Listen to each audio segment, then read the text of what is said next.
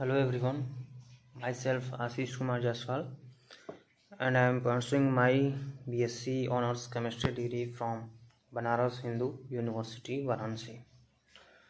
तो आज हम स्टार्ट करने जा रहे हैं अपनी एक नई सीरीज जिसमें हम advance problems in organic chemistry by M S. Chauhan sir को हम डिस्कस करेंगे।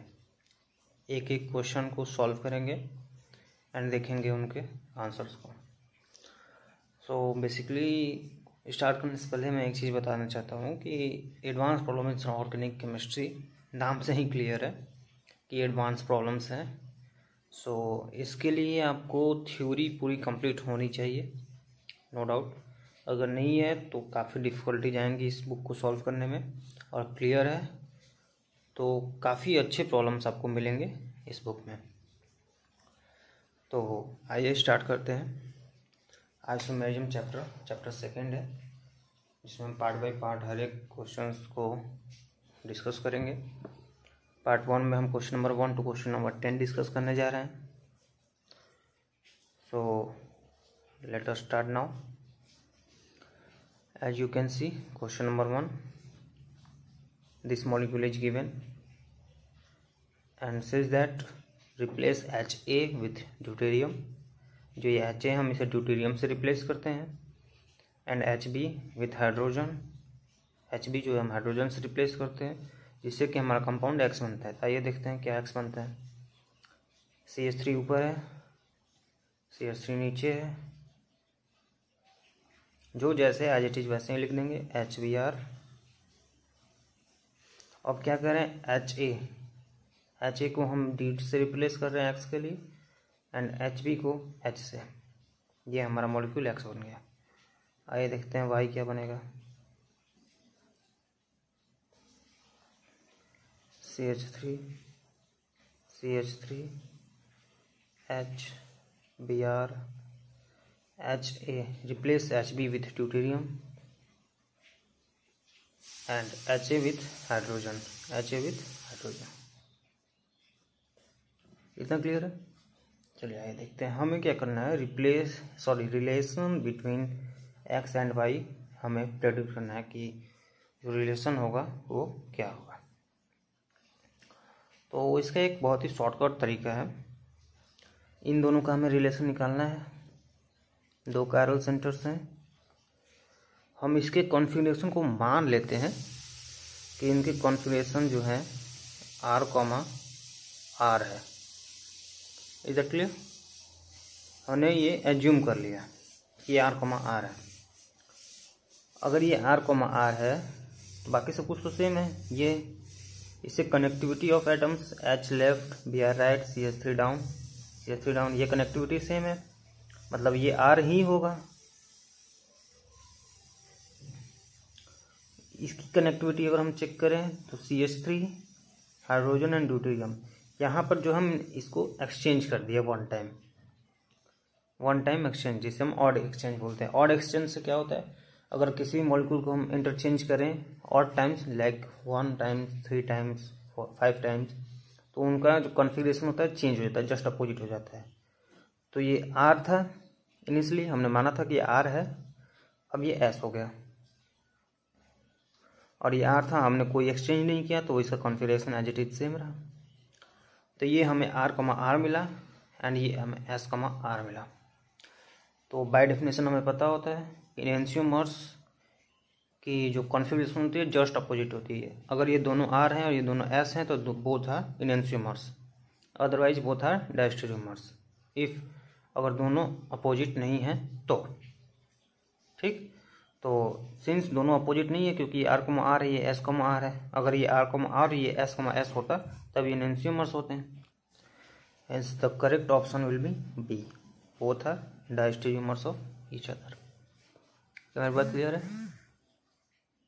तो आइए सेकंड क्वेश्चन देखते हैं।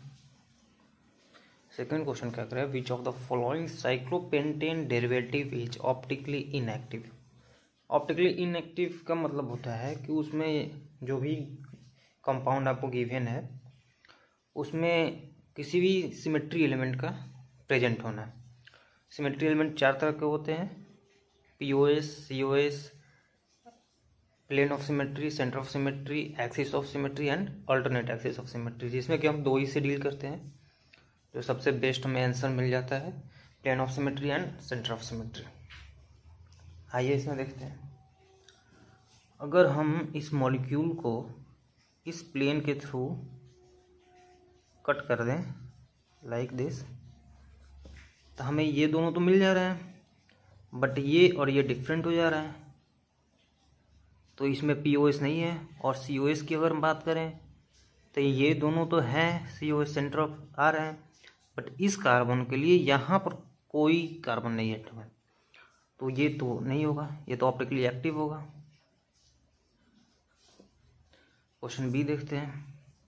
अगेन हम इस प्लेन के थ्रू इसको कट करते हैं।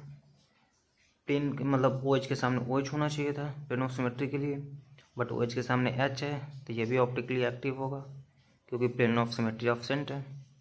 आते हैं C मॉलिक्यूल पर। अगर हम इस मॉलिक्यूल के इस तरह से काटें इस प्लेन के थ्रू लाइक दिस, तो इस कार्बन के ठीक सामने ये कार्बन, CH3 के सामने ठीक CH3, H के सामने H, both are just mirror images,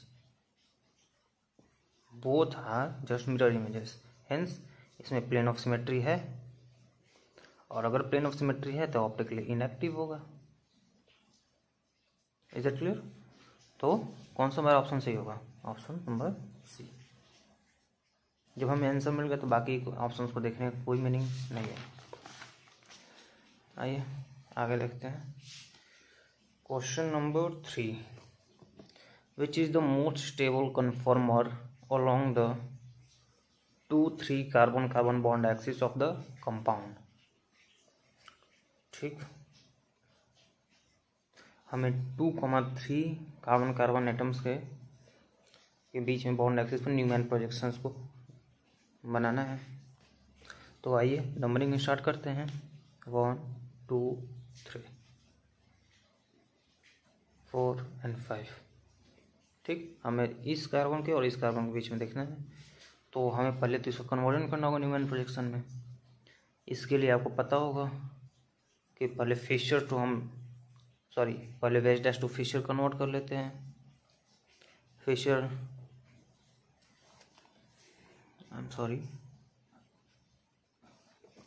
veg dash to Fischer formula मैंने आपको कन्वर्ट करना सिखा चुका हूँ। अगर आपको अभी वो वीडियो नहीं देखा है आपने तो आप प्लीज़ उस वीडियो को रेफ़र करें, क्योंकि ये बहुत इंपॉर्टेंट प्रोसेस है। कन्वर्जन्स आपको आइसोमर में बहुत सारे मिलेंगे और वो आना कंपलसरी है। ठीक, आइए देखते हैं फिर इस क्वेश्चन को। हमने फ्लोरीन ऊपर लिया एंड जो इन द प्लेन है, जो प्लेन में लाई करते हैं एटम्स, उनको प्लेन में लिया CH3। अगर हम इस मॉलिक्यूल को इस तरह से रोटेट करें तो कैविटी जो है लेफ्ट साइड आएगा। आप करके देख लीजिएगा, कैविटी जो आएगा वो लेफ्ट साइड में आएगा, तो अबव प्लेन में लेफ्ट साइड मतलब CH3 लेफ्ट साइड जाएगा, हाइड्रोजन राइट साइड जाएगा। सिमिलरली कैविटी इसमें भी लेफ्ट साइड जा रही है, तो अबव द प्लेन वाला ग्रुप इधर जाएगा, तो यहाँ हाइड्रोजन आएगा और यहाँ पर CH3 CH2 आएगा, है ना। अब इसका हम न्यूमैन प्रोजेक्शन में कन्वर्जन कर देते हैं। ये सारे कन्वर्जन्स मैंने आपको सिखा रखा है। Fluorine, CH3, hydrogen, CH3, hydrogen and CH2 CH3। अब ये तो फुल्ली एक्लिप्स फॉर्म है और हमें गिवन है गॉज फॉर्म, तो इसको हम पहले रोटेट कर लेते हैं।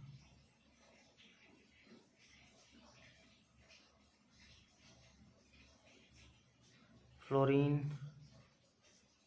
CH3, hydrogen, CH3 and CH2 CH3। अब आइए क्वेश्चन देखते हैं।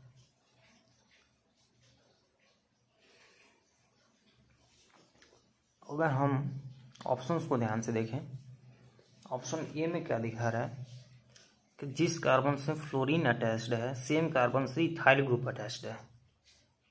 जबकि गिवन कंपाउंड में फ्लोरीन जिससे अटैच्ड है सेम ग्रुप से मिथाइल अटैच है, तो ये ऑप्शन तो नहीं हो सकता। सेकेंड ऑप्शन पे चलते हैं। Fluorine, hydrogen and methyl at this carbon. Fluorine, hydrogen and methyl, ये तो ठीक है। अब बैक कार्बन को देखते हैं। बैक कार्बन पे CH3 ethyl group and hydrogen attached है।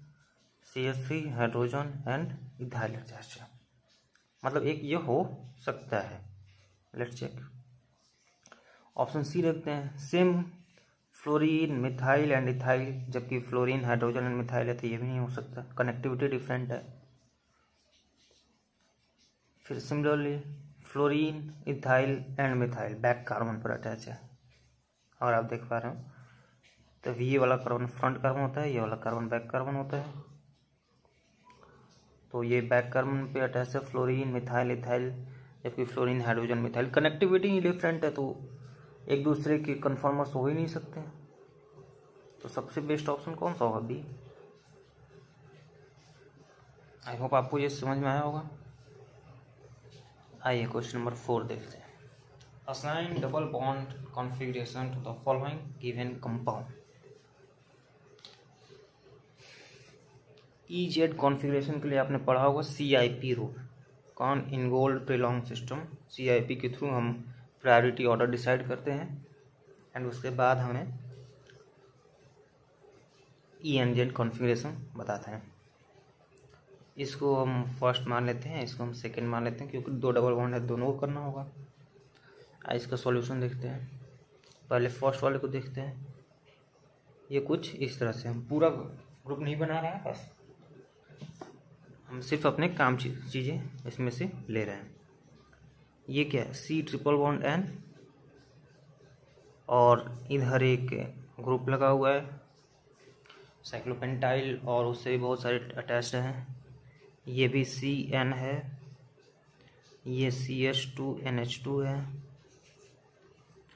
अगर हम इससे बात करें तो यहाँ पर कार्बन से जो अटैच्ड है वो 3 टाइम्स CN है, तो हम इसको 3 टाइम्स काउंट करते हैं, तो N, N, N। अगर हम इसकी डिसाइड करें, अगर इस ग्रुप को हम देखें, ये जो कार्बन है ये एक CH, एक C और एक हाइड्रोजन से अटैच्ड है, मतलब यहाँ पे C, C, H है। तो सिंस इसका एटॉमिक नंबर ज़्यादा होता है, तो ये इसकी प्रायोरिटी 1 है कि इसकी प्रायोरिटी 2 है कि। सिमिलरली हम इस साइड भी प्रायोरिटी 1 इसको देंगे, इसको प्रायोरिटी 2 देंगे, क्योंकि यहाँ पर N, N है, और यहाँ पर N हाइड्रोजन एंड हाइड्रोजन है। इसमें 3 नाइट्रोजन है, इसमें 1 नाइट्रोजन है, इसकी प्रायोरिटी ज़्यादा है, तो 1 और 2। ध्यान से देखिए, 1 और 1 एक दूसरे का अपोजिट आ रहे हैं। EZ, सिस, ट्रांस एक दूसरे से क्रॉस कॉन्जुगेटेड होते हैं, मतलब कह सकते हैं कि अगर 1 और 1 ट्रांसपोजिशन पर हैं तो E होता है, अगर सिस पर हैं मतलब सेम साइडेड हैं, जैसा कि हम ज्योमेट्रिकल आइसोमरिज्म पढ़ते हैं, तो वो Z होता है। यहाँ पर अपोजिट है तो ये E होगा। तो ये तो क्लियर हो गया। आइए सेकंड देखते हैं।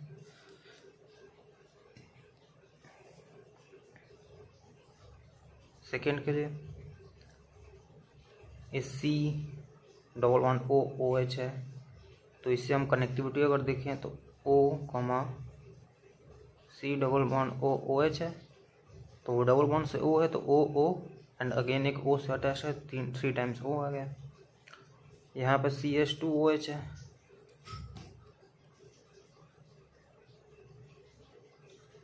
तो C एक हाइड्रोजन से अटैच्ड है, एक हाइड्रोजन से अटैच्ड है, एक ऑक्सीजन से अटैच्ड है। सिमिलरली अगर इस ग्रुप में हम इधर देखें तो इधर CH2, इधर CH2, सेम मॉलिक्यूल, मतलब हमें एक और कदम आगे भी जाना होगा। CH2 and C is this group. अब हम यहाँ पर हैं इधर से, और इधर से यहाँ पर पहुँच गए, तो इसकी प्रायोरिटी ज़्यादा होगी, क्योंकि ये 1, 2, 3 कार्बन से अटैच्ड है, और ये 1 2 और एक हाइड्रोजन से अटैच्ड है, तो इसकी प्रायोरिटी 1 होगी, इसकी प्रायोरिटी 2 होगी, इसकी प्रायोरिटी 1 होगी, इसकी प्रायोरिटी 2 होगी, अगेन अपोजिट तो ई होगा। अब ये भी ई आया और ये भी आया है, तो option C is correct, E comma E. I hope आपको समझ में आया होगा। आइए क्वेश्चन नंबर 6 देखते हैं। How many isomer of C4H8Cl2 will be. I think मैंने कुछ गलत लिख दिया है, एक मिनट रुकिए। यहाँ पर मेजो कंपाउंड होनी चाहिए। क्वेश्चन नंबर 6 ये है, हाउ मेनी मेजो आइसोमर्स। अगर आप देख पा रहे हो तो हमें कैलकुलेट करना how many meso isomers of C4H8Cl2। यहाँ पर मेजो होगा, तो C4H8Cl2 को पहले स्ट्रक्चर बना लेते हैं। कुछ इस तरह से होगा, CH3 हाइड्रोजन हाइड्रोजन Cl। अब देख सकते हैं प्लेन ऑफ सिमेट्री है, मेजो कंपाउंड तो हो गए, 2 सेंटर्स हैं, और total number of stereo isomers अगर मैं निकालूं तो वो आएंगे 2 to the power n-1 plus 2 to the power n/2 - 1, क्योंकि सिमेट्रिकल मॉलिक्यूल है, जैसा अबव है वैसे यहाँ बिलो है। n की वैल्यू यहाँ पर 2 है, तो 2 to the power n-1 that is 1 plus 2 to the power 0 that is 3। Total isomers 3 होंगे, जिसमें 2 ऑप्टिकली एक्टिव होंगे, 1 ऑप्टिकली इनएक्टिव। ये जो टर्म है ये मेजो कंपाउंड को देता है, एंड ये जो टर्म है वो ऑप्टिकली एक्टिव कंपाउंड को देता है। तो 2 to the power n/2 - 1 2 to the power 0 and equal to 1, तो इसका आंसर हो जाएगा बी 1। आता है क्वेश्चन नंबर 7 पे। The stable form of trans 1,4 dimethyl cyclohexane is represented as. The stable form of trans form बना लेते हैं पहले। ट्रांसफॉर्म क्या होगा, एक CH3 इधर होगा, एंड सिंस 1,4 है तो ये 1 2 3 4, तो ये बिलो द प्लेन होगा। ठीक, अब हमें इसको चेयर फॉर्म में कन्वर्ट करना है। ये अबव द प्लेन है तो इसको अबव द प्लेन लिख दीजिए,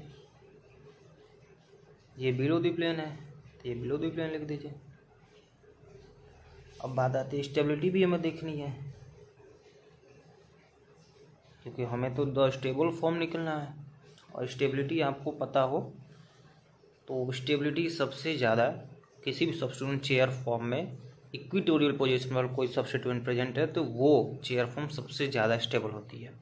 अब इक्विटोरियल पोजीशन क्या होते हैं, अगर आप चेयर फॉर्म बनाते हैं तो जितनी भी पोजीशंस एक्सिस वाई एक्सिस के पैरेलल आती हैं तो वो एक्सियल पोजीशन होती है। आप एज ए ट्रिक इसको याद कर सकते हैं। वाई एक्सिस ऐसे होता है, ये वाला, जितने भी ग्रुप्स इस तरह से होंगे वाई एक्सिस के पैरेलल कह सकते हैं, वो हमेशा एक्सियल होते हैं, और दूसरा वाला हमेशा इक्विटोरियल होता है।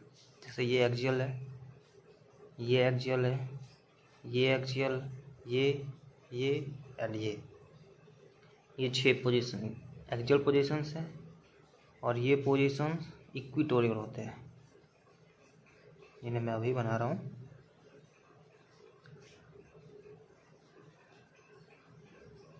ठीक, इक्विटोरियल पोजीशन पे सब्स्टिट्यूएंट ज़्यादा स्टेबल होते हैं। यहाँ पर अगर हम देखें तो एक्सियल है, इक्विटोरियल है, ये एक्सियल है, इक्विटोरियल है, यहाँ पे एक्सियल, यहाँ पे इक्विटोरियल, यहाँ पे भी एक्सियल। सबसे ज़्यादा स्टेबल कितने होंगे, जब इक्विटोरियल पोजीशन पे होंगे, both are at equatorial position, तो c will be correct answer. आइए आगे बढ़ते हैं। Question number 8, which of the following compounds is non resolvable, that is meso compound. Meso compound कौन होंगे, इनमें प्लेन ऑफ सिमेट्री होगी। मेजर कंपाउंड्स कौन होते हैं, जिसमें more than one chiral centres होते हैं, but due to presence of plane of symmetry और centre of symmetry they are optically inactive due to internal compensation. क्योंकि सेम मॉलिक्यूल में एक आर होता है, दूसरा एस होता है, जो एक दूसरे को कैंसिल आउट कर देते हैं। आइए देखते हैं, अगर हम इस मॉलिक्यूल को इस प्लेन के थ्रू कट करें, इस कार्बन के थ्रू, तो ये इसके सामने मिरर इमेज, ये इसके सामने मिरर इमेज, ये तो कट ही गया एटम। बी आर के सामने बी आर, एच के सामने एच बी आर, मतलब प्लेन ऑफ सिमेट्री प्रेजेंट है, मतलब ये मेजर होगा, ए होगा। आइए बी को भी चेक कर लेते हैं।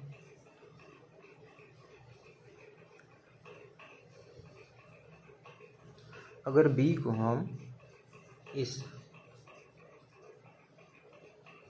प्लेन के थ्रू कट करें, तो ये CH3 जो अबव द प्लेन इस तरह से है, तो जब हम कट करेंगे तो ये CH3 और हाइड्रोजन भी कट जाएंगे, जो आधा आधा जाएंगे, तो इन दोनों को तो कोई मसला ही नहीं रहा। ये CH2 के सामने CH2, ऑक्सीजन हाइड्रोक्सिल ग्रुप के सामने हाइड्रोक्सिल, हाइड्रोजन के सामने हाइड्रोजन, मतलब इसमें भी प्लेन ऑफ सिमेट्री प्रेजेंट है। अब इस वाले ग्रुप में आते हैं सी पर भी अगर हम इस प्लेन के थ्रू देखें,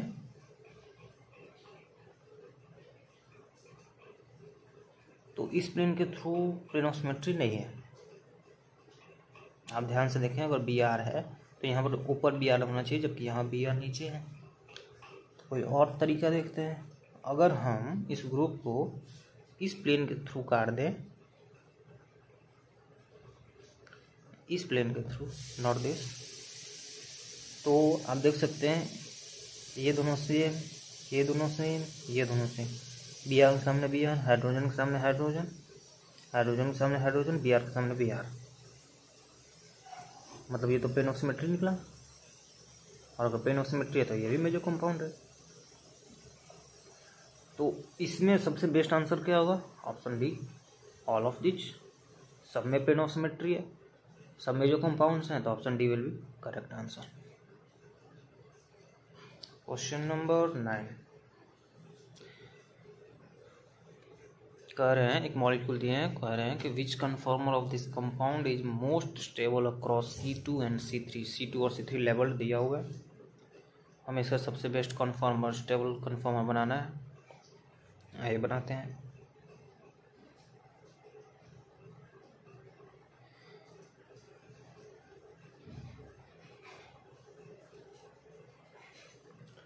ये हम फ्रंट कार्बन है और ये हमारा बैक कार्बन है। फ्रंट कार्बन से अटैच्ड है hydroxyl group, hydrogen hydrogen. Second से अटैच्ड है हाइड्रोजन हाइड्रोजन एंड फ्लोरीन। अब चूंकि ये स्पेसिफिकली कोई बताया नहीं गया कि अबव द प्लेन कौन सा है, बिलो द प्लेन कौन सा है, तो हम कहीं भी किसी को भी रोटेट कर सकते हैं, है ना। अब अगर आप देखें तो इस कन्फॉर्मर में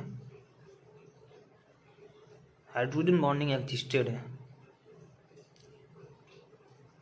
OH fluorine, hydrogen hydrogen hydrogen and hydrogen.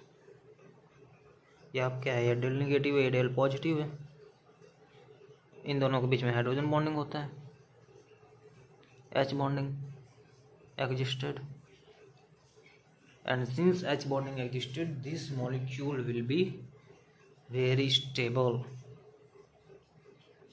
H bonding की स्ट्रेंथ जो होती है वो काफ़ी ज़्यादा होती है, ये मॉलिक्यूल्स को काफ़ी स्ट्रांगली स्टेबल बनाते हैं, है ना।